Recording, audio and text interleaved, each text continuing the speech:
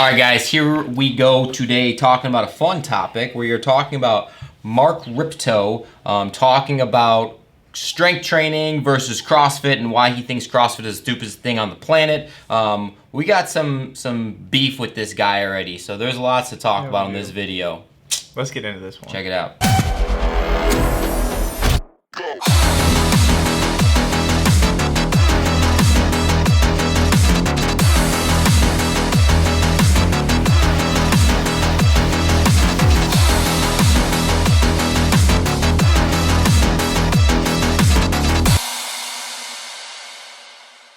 All right, guys, so we don't know everything about him, clearly, but Mark Rippetoe, I think he owns Starting Strength. He goes super far back into powerlifting and just overall gym technique, and he's more about getting your strength as far as... Strength, that's pretty much all he does. He did some CrossFit stuff from 2006 to 2009. Putting that in perspective for somebody, that would be like when your first 10 years of the NFL. Has that changed a lot? I'd probably say so. So I don't know how much. I've seen him on some videos, but we don't know how much he's gotten into it. But he did put out a video, so clearly he's got a little bit of beef with CrossFit, and we're gonna get into it. See if we agree with him. See if we disagree with him, and you know us, we'll let you know. Why do they always tell the fucking girl to do something with her hand? That looks so fucking stupid. First impressions of him. What do you think? This dude is a brick. Yeah, I'd like to see what his legs look like, honestly. I'd like to see him just stand up and move. Yeah. Like his mobility and stuff, but... I'm going to guess it's bad. My God. Okay. Just guessing as a PT. Here, Mr. Rip, spelled correctly this one time. I own a small but successful business, a CrossFit affiliate in the UK, and I'm a big fan of Starting Strength and your podcast. What would you propose the best combination of the Starting Strength principles and the CrossFit methodology would look like in a 1-hour class? I believe that strength is the most important attribute for any individual. We program the squat, press, deadlift, and clean. So give a little context. Right now he's talking about another CrossFit gym owner writing to him about a question he has, and this CrossFit gym owner believes, similar to Mark, that strength is kind of, the most important, adaptation is the most important part of fitness, I guess you could say. So that's what he's preferencing right now. In my CrossFit phase, is that high-intensity glycolytic work done on a regular basis is absolutely antithetical to strength development. Mark is speaking upon the absolute certainty that you cannot build strength if you are working in high intensity, he calls it glycolytic training. So he's basically saying that you cannot build any strength if you are doing anything cardiovascularly. That is the oldest way of thinking that I have ever heard. It doesn't even make any sense, because every single CrossFit gym in the whole world, I've got 300 clients out here that do that every single... Us. We've gotten better at CrossFit by literally doing it. We've gotten better. We've gotten stronger. We've gotten more cardiovascular endurance. We've gotten better. Our muscles have figured out how to get through barriers that they never would have gotten through. Yeah. I mean, it doesn't even make any sense. I mean, seriously. And then I know he goes on to say somewhere in a different video that all the cardiovascular training you need is like 5x5 back squatting. Like, that's cardiovascular training. That is not cardiovascular training here, Rip. I mean, that doesn't make any sense. It might be hard for you because you don't do any cardiovascular training, but that is not anything that increases heart rate and cardiovascular stimulant that you need. Yeah, your heart rate may go up for... It's ridiculous. 35 seconds or so, but I mean, go ahead and jump into a 1-mile run after that and see if your 5x5 back squat really paid off. I'm gonna guess not. Don't think it's going to. For example, muscular CrossFit looking women that should have been way, way stronger than they were, say for example on the deadlift. Consider the amount of muscle mass they were carrying. And one girl in particular, dear friend of mine, PR deadlift was something like 315. And I had I had girls at the gym doing 365 that were not nearly as physically impressive as she was. And you can't tell by looking, I understand that, but there's not any reason why a person that trains 7 days a week shouldn't be strong enough to deadlift 365. You literally just said that weren't physically impressive, but you can't tell by looking. So now you are literally saying you're contradicting yourself from one to the other. Oh, she's physically impressive, should be deadlifting more, but you can't look at them and tell.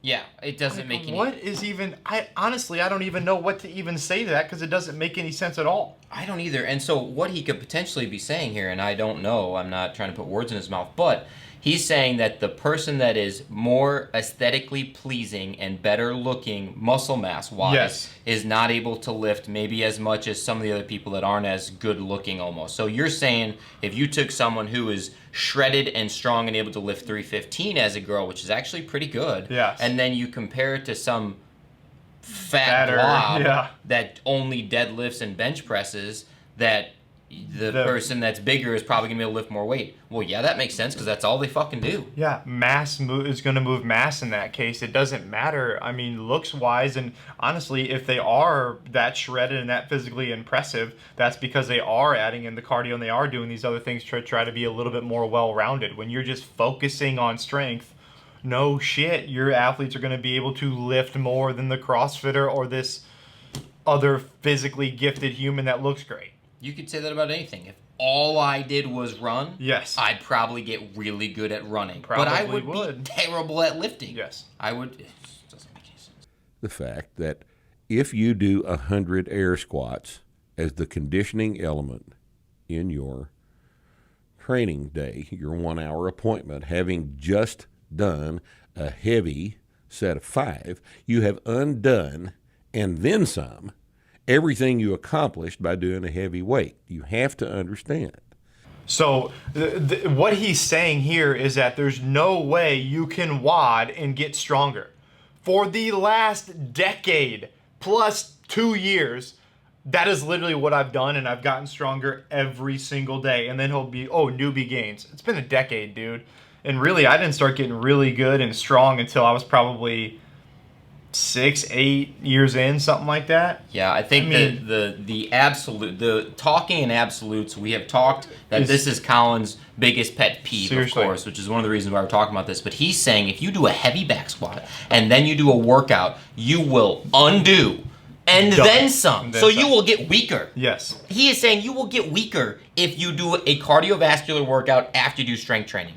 Dude, where you're living under a rock, man. I'm sorry, I hate to tell you, but that just ain't true. And there's people that follow this shit. There's people that actually believe what he's saying. And it doesn't even make any sense. Stuff. Oh, he knows everything because he's older than us. Yeah, that's the problem. He should probably get with the times because that don't make any damn sense. Wow, it might have made sense maybe 30 years ago. And it may have, and he may still have some decent points as far as building strength. But as far as building strength and cardiovascular, you can do it at the same time. Yeah, trust us. He's out of his element here.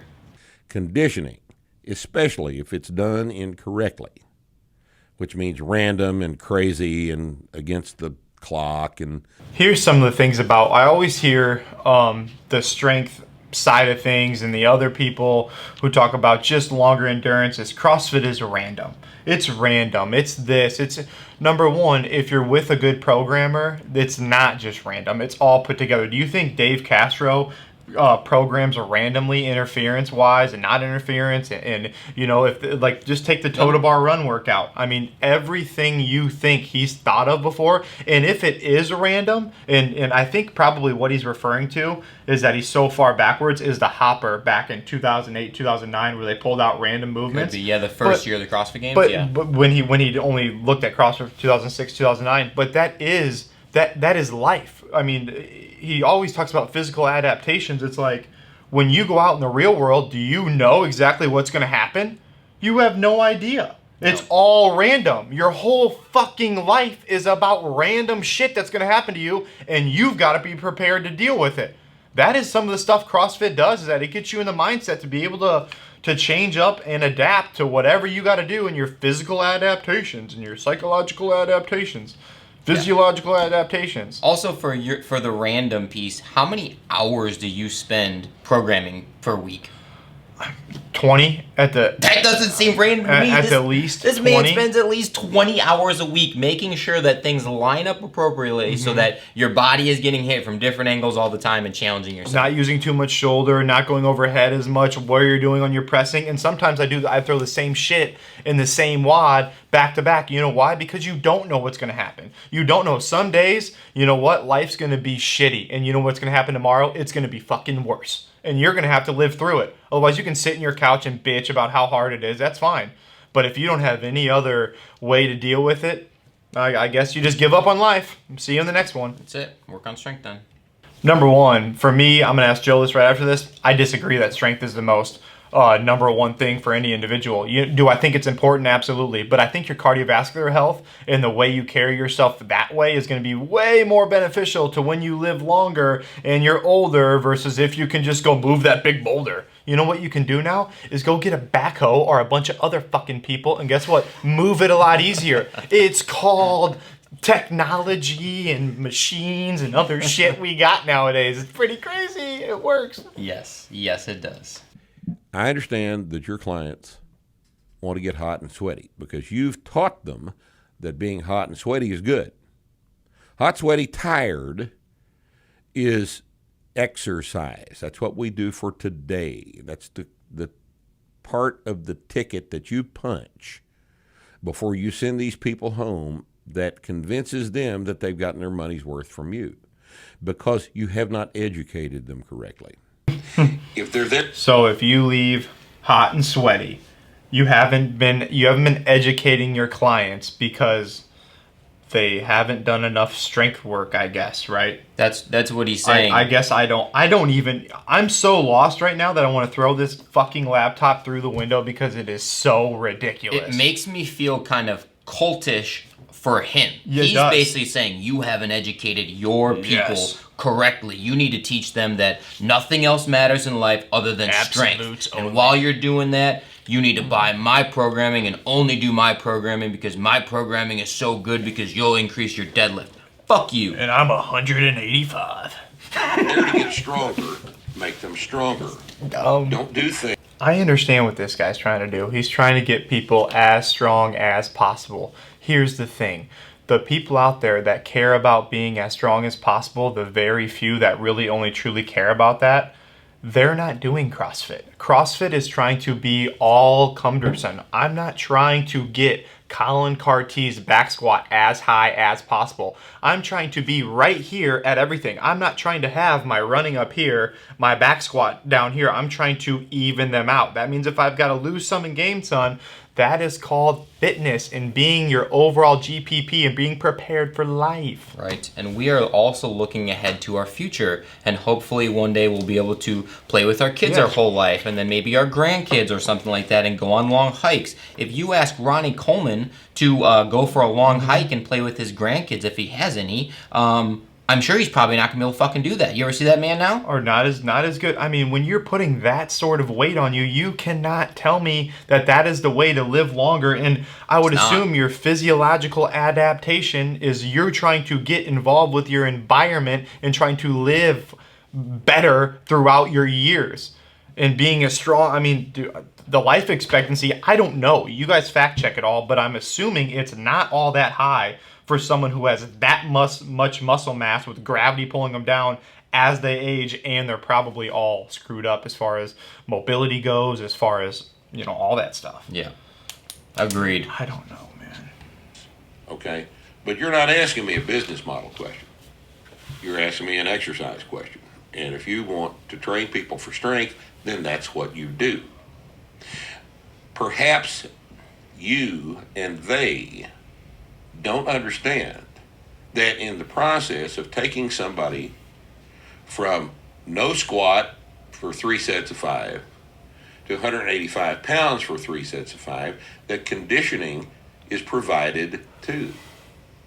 There's no conditioning. Everybody that has done 3 heavy sets of 5 across, if it's heavy, has experienced the fact that conditioning is provided by weight training. I mean, do we even have to comment? If you do sets of 5 heavy, You're a 10 by 10. your conditioning will get better. Yeah, as this dude's getting out of breath talking to us. Dude, no way. There's no conditioning piece there. No, there's none at all, man. I mean... Okay, and conditioning of what? Like Yeah, cardiovascular conditioning? Yeah, what does it even No. mean? He doesn't even define it. So what does conditioning even mean in this example? That's Right. exactly right. It's so ambiguous that he's just talking in circles, Dude, and it's silly to and me. it's absolutes. And there are people that Absolutes. listen to this and they're like, yeah, this is great, Marky. I love it. Sounds like the gingerbread man Oh from my Shrek. God. What the? I just can't. It's Now, too much for me. And guess what happens? Every single time. Conditioning is improved without doing any conditioning. Every single time. Okay. Let's just, us and YouTube, let's have a little talk. When anybody tells you an absolute and it says every single time this is how things happen, immediately shut it off and immediately realize that that person doesn't know what they're talking about. Because there is no absolutes about anything. If the old Rona taught us anything, we don't know what's going to happen. We don't know what, I mean, this is absolutely absurd that you can even talk into this many absolutes. It's insane.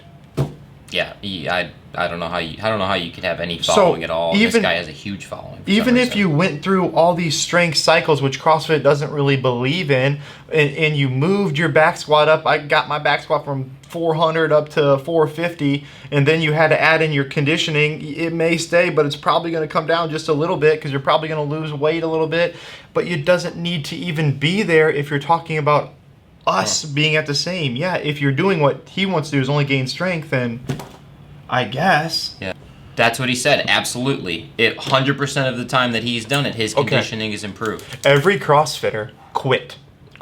Everybody in my gym quit. I want you to go in your basement and do 5x5 and 5x3 and whatever you want to do for the next 2 months. And then I want you to come back. You're gonna do your mile time right now. Then you're gonna do that for 2 months. You're gonna come back and do your mile time. I will bet on everything I own that you are worse on your mile time in your second one. I guarantee it. I bet you. It's a great way to measure conditioning too. There you go. You can't run though. You can't do any conditioning because you're getting your conditioning by back squatting and then sitting on the bench and waiting for your next back squat set. Silly. I've been working with this very topic for 14 years. Oh, 14. And every single time it's done, that's what we've seen. Without exception. With no These exceptions. people stronger, their conditioning goes up without doing any conditioning. Right? And it's a direct application of the two-factor model. Yes. Taking advantage of the two-factor model. Take 8 weeks, 12 weeks ideally, right? Yeah. So 12 weeks he wants you to If you take off the stand it, conditioning. well, No conditioning. Yeah, they're like talking to cyclists, pretty much. They have to get hot, sweaty, and tired, or they're just not, they're atoning for something. I don't know what. I'm not sure I want to know what, but they're atoning for something, and the pain is... It's funny because now he's talking to CrossFit owners and gym owners about what we're teaching our clients and how this is going and that's going, and we're atoning for something. It doesn't, I mean, this dude has been out of the game for damn near 15 years, and who knows how much he was even involved back then, but... And when he was involved, it wasn't CrossFit. It was bait. We were an infant then. Yeah, barely even. The first CrossFit Games was in 2008, and it was in someone's freaking backyard, basically, in Dave Castro's backyard in Aromas, and they pulled out of the hopper. They said, what are we going to do? Let's do this. Yes. Okay, like, that's not even CrossFit at this point. We have grown exponentially. It's not the same. But And even if it was, you can still get conditioning. You can still get your strength work in. You can do it all. I have 300 people that do it all every day. And it works. And there's a lot more gyms out there that probably see the same thing. Now, are you going to get as strong if you just did no conditioning and just did strength? The answer to that would be no. no, you'll get stronger for sure. You're going to get stronger, but not as fast. You may. The pyramid is not as steep as you think, but yeah, you're not going to get as strong as fast. But who cares? Who cares? Good point. This doesn't even make any sense. Like, I don't even know what happened to this guy. Like, what? Something really pissed him off with CrossFit. I don't know what it was, but Something went bad. And you know what? I think he's probably a good dude. I bet he's helped out a lot of people.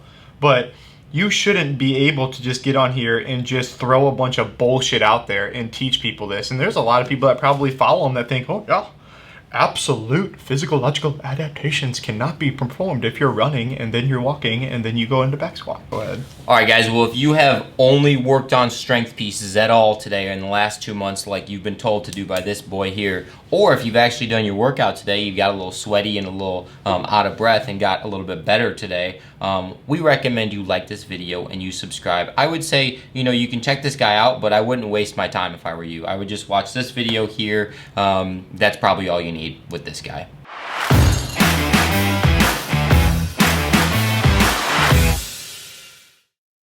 Yeah. All right, let's close it up. All right. Yeah. We'll have to cut this up because I'm so pissed off. Yeah. I'm so speechless. Get this fucking guy off the screen. I mean, what was even, I mean,